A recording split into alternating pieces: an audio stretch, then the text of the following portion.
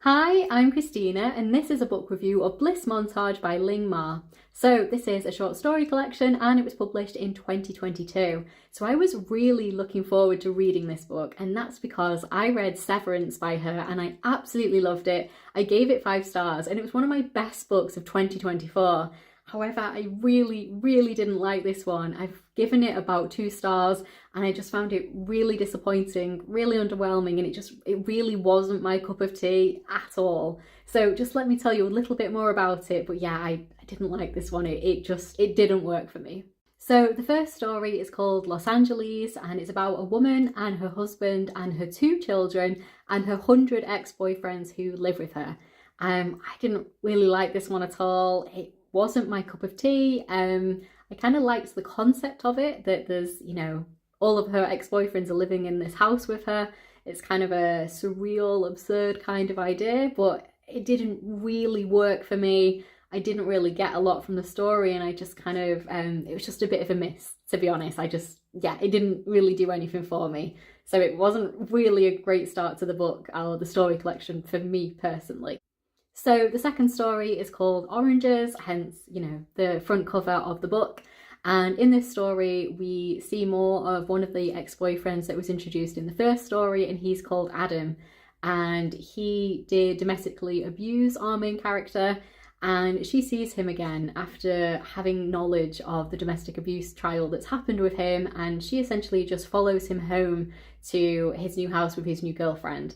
I would say that this is definitely a more interesting story than the first one for me. It was a little bit more kind of set in reality rather than the kind of magical realism, fantastical part of the first story, but still just okay. And I didn't really like the themes of domestic abuse. It did feel very real and I found it quite uncomfortable to read. But yeah, I didn't really like this story, but I definitely thought it was a better story than the first story. So the third story is called G, and it's about her best friend called Bonnie, and they are experimenting together with a drug called G, and it's about kind of becoming invisible, and the idea is if you take too much of the drug G, you can just kind of completely disappear over time.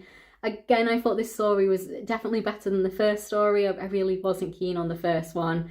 And probably better than the second story too, so they were getting, progressively better throughout the collection for me. But still, I didn't really enjoy it very much, and yeah, I appreciate the metaphor and everything that was going on, but it didn't really work for me, and again, it just wasn't really my cup of tea. So the next story is called Yeti Lovemaking, and honestly, this was kind of where the whole book kind of lost me. It was just not really my thing at all. It's a little bit too odd, a little bit too strange, and it just wasn't my cup of tea at all. I was considering putting the book down at this stage and just kind of DNFing it, because I was like, this really isn't my bag. It's just not my thing. And I'll just read you the start of the story to kind of give you the impression. But for me, I read it and I thought, no, I think I'm out. I think I'm kind of done with this book now. I think this is my kind of cut-off point for this book. But I'll tell you what it is.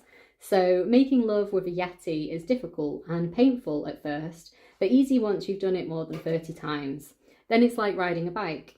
The human body learns, it adapts, the skin toughens, capillaries become less prone to breakage, contusions heal by morning, you don't even see them, certain fluids stop secreting altogether. And I read that and I read the title of Yeti Lovemaking and I thought I'm probably done with the book at this stage. It's just not my bag. It's probably a little bit too absurd for me, and it kind of just was a little bit too far into the unreal territory for me. The next story is about her husband Peter, and they're having some difficulties in their marriage, but they decide to go on holiday together anyway. This is a holiday they've been planning, and it's going back to his home country, and it's a made-up country called Barbosa.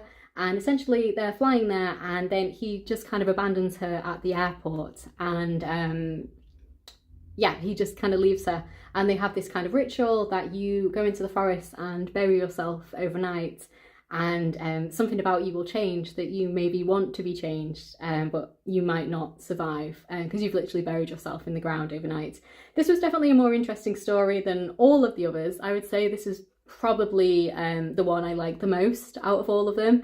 but I still didn't particularly like it. I'd probably give that story about a freestar. It was quite an interesting concept. I thought it was interesting that we were going to kind of a made-up country, and there was kind of the culture part of this country was interesting. And yeah, it was a much more my kind of story than the others, but still not good enough to kind of rescue or save the rest of the book for me, to be honest. So the next story is called Office Hours, and again, this is one of the stories I liked a little bit more than the rest of them.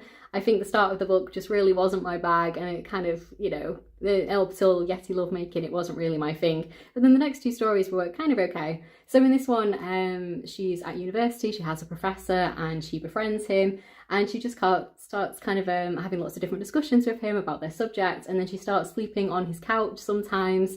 And there's aspects of magical realism, which I quite liked, and it was definitely more interesting than some of the other stories. But again, it still wasn't probably enough to really save me from the book that I didn't really like in the beginning. The next story is called Peking Duck, and we have a woman who is a nanny, and she's looking after a boy. He's probably quite a lot more wealthy than they are, and then this man comes to the door selling them cleaning products, and she kind of lets him in, and it's not very nice after that, and it's kind of she feels a little bit threatened, uncomfortable, he's a bit racist. It's just a very uncomfortable situation for her. And this was definitely, again, a more interesting story. I think I like the stories that were slightly more based in reality than getting too surreal. So I'd say these last three stories for me had been the most interesting. Yeah, probably about another 3-star kind of story. The story is called Tomorrow, and again, this one's a little bit kind of absurd and surreal with kind of magical realism, and this one is about a woman who is pregnant, and then the baby's arm kind of falls out of her and is in the world, but the rest of the baby is still inside her womb. And I really didn't like this story. I just yeah, I think this one, Tomorrow, and Yeti Lovemaking were my absolute least favourite stories in the whole collection. I just I really didn't like this story, like, at all. Just not my cup of tea, not my bag in the slightest. I wasn't keen. So yeah, overall, it was a pretty bad ending to the book for me in terms of the short story collections. It was definitely the worst story in the whole collection for me. I really didn't like it. So when I finished the book, I was like, oh, it wasn't good. I kind of wish I'd DNF'd it at Yeti Lovemaking, to be honest. I didn't really get a lot out of this. I didn't enjoy it.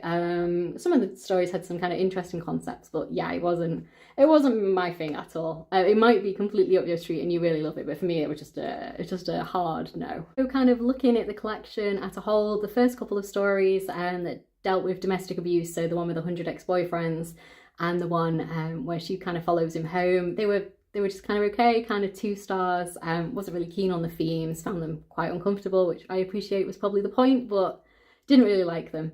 The one with kind of the experimental drug was just kind of fine, probably like 2 stars.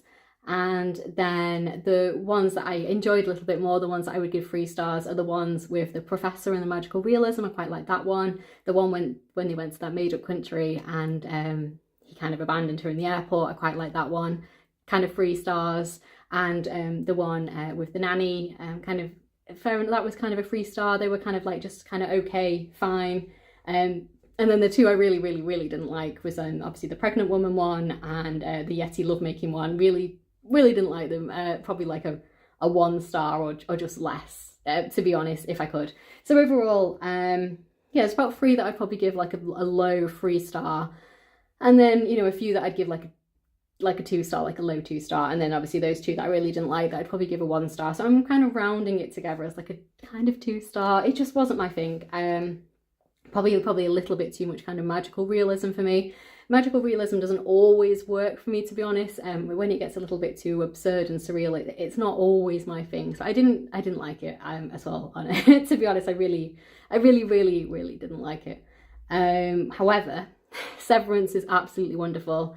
I absolutely love that book. If you haven't read anything by Ling Ma, I would highly recommend Severance. I thought it was brilliant. It's a great science fiction, post-apocalyptic fiction book, and I just really liked it. It was one of my best books of 2024, and I'd highly recommend you read it. If you haven't, this wasn't for me. I just didn't like it, and that's absolutely fine. And if this is the kind of thing that you like, then I'm so happy that you enjoyed it. I think there'll definitely be people that absolutely love this, of course. I had a little bit of look online for some kind of reviews on Goodreads, and some people really, really love this. Some people are giving it like 4 or 5 stars and think it's a brilliant, brilliant collection. It just didn't work for me. But if you really, really enjoy it, I'm really happy that you liked it, and it's something that you enjoyed. But yeah, just not my bag. So yeah, thank you so much for watching. Please like the video if you've liked it, and please subscribe if you'd like to see more of me talking about books. I'll see you in my next one.